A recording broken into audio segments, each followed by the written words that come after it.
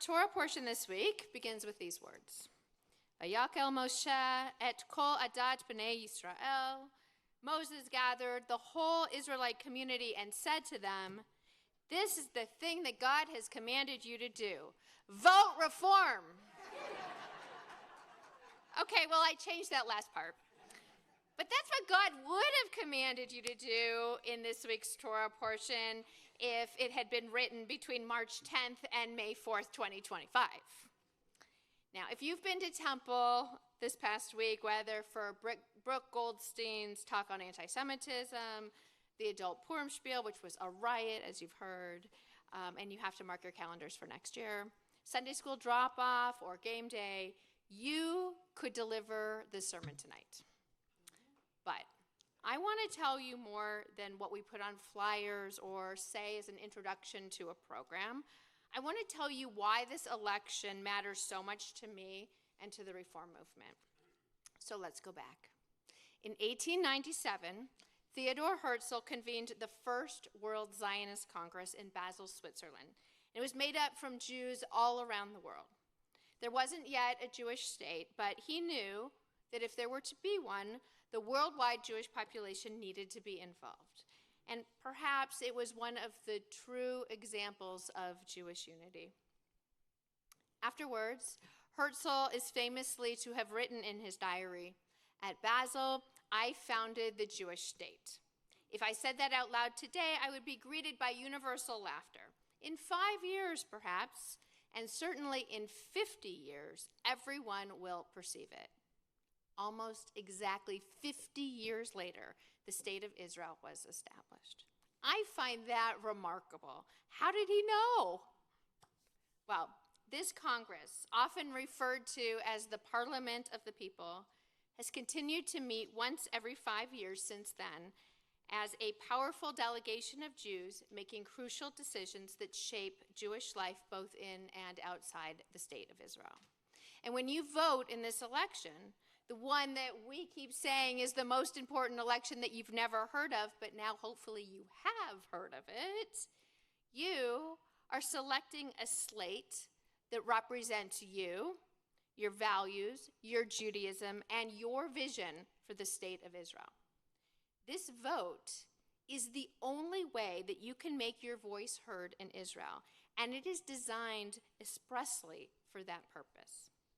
There are 500 delegates to the Congress, 152 of them from the United States, and they are designated by vote.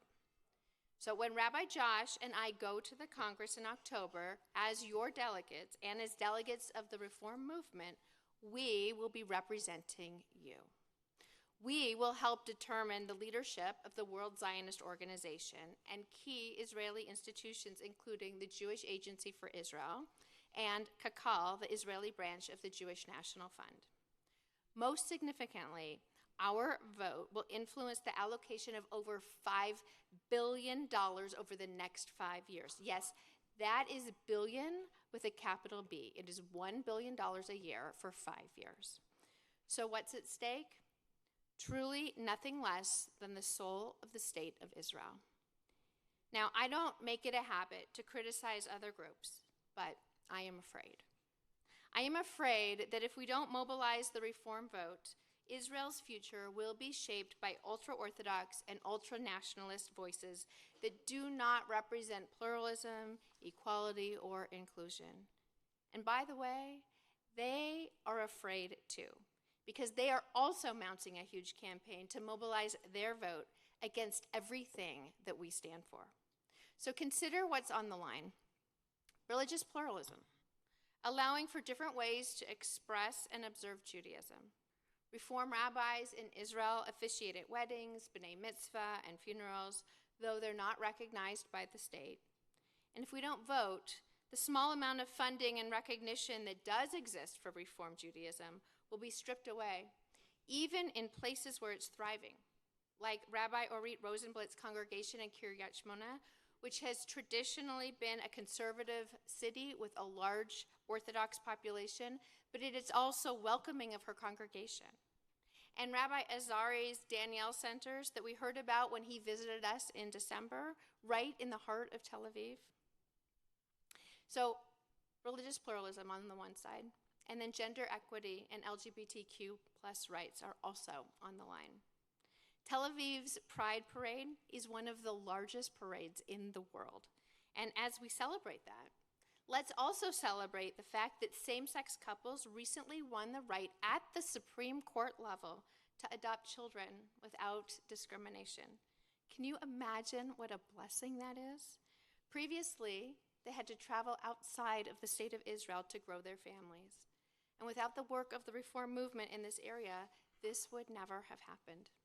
And gender equality, raising up women's voices, promoting women's leadership and women rabbis.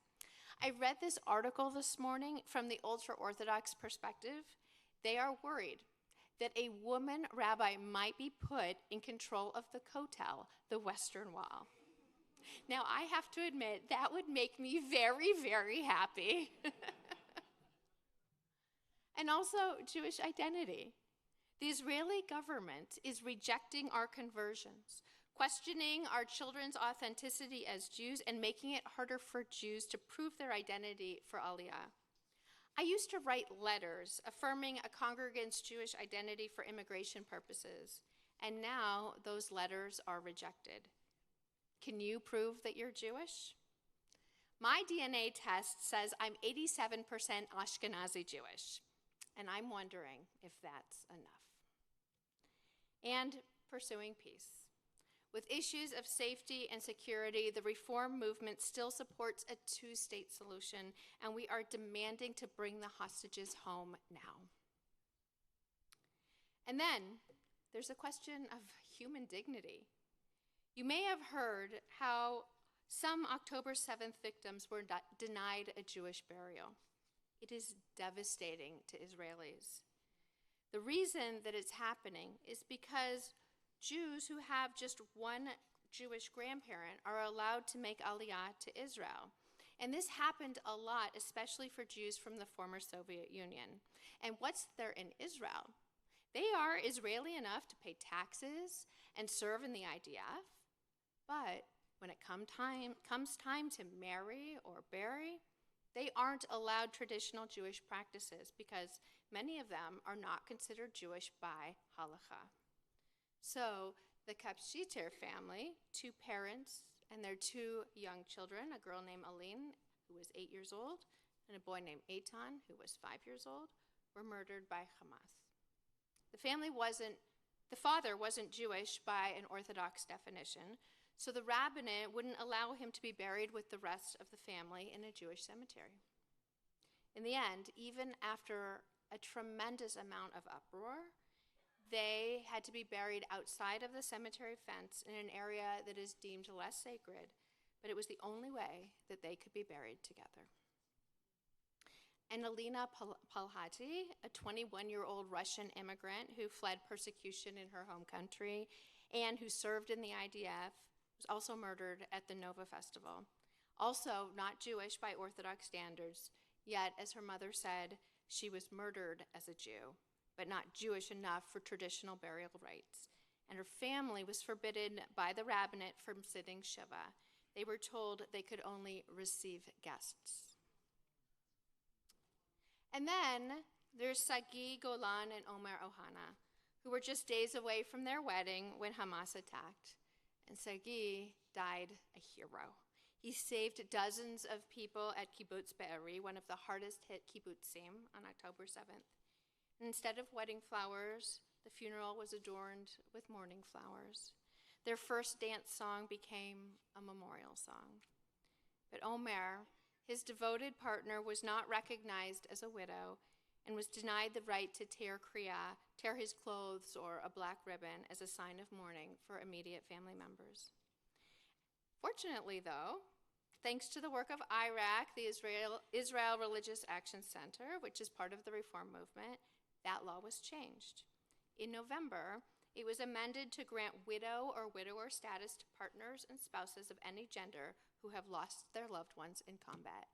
And now that is a win. And let's talk about Dima, a lone soldier from Uzbekistan. He made Aliyah at 15, and he joined the IDF as a paratrooper. His mother, Tanya, was granted residency status so that she could support him. It's the same issue as with the funerals, but she was told that she couldn't bring her 2 younger children with her, so she had to make a choice.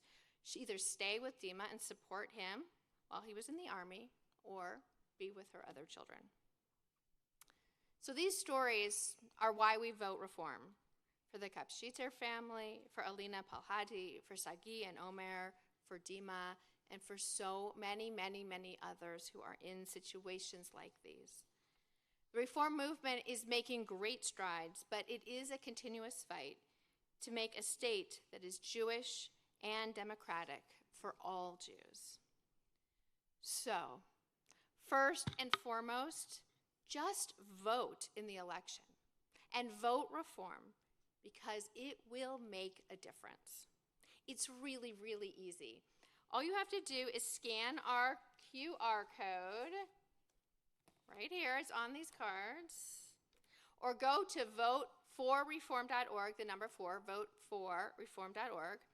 And if QR codes scare you or the internet isn't your thing, we do have paper ballots tonight at the Oneg, and we can help you fill them out, and we'll even send it in for you.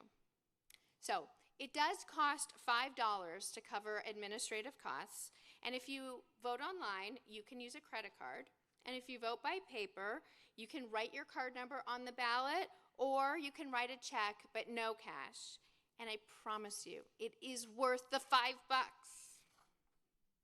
And second, please ask other people to vote. Unfortunately, while your vote is important and meaningful and powerful, it is still not enough.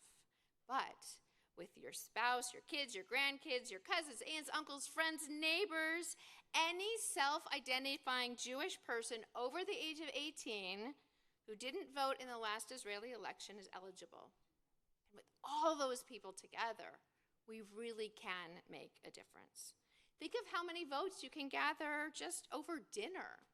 Have a Zoom call. Text your friends and your family.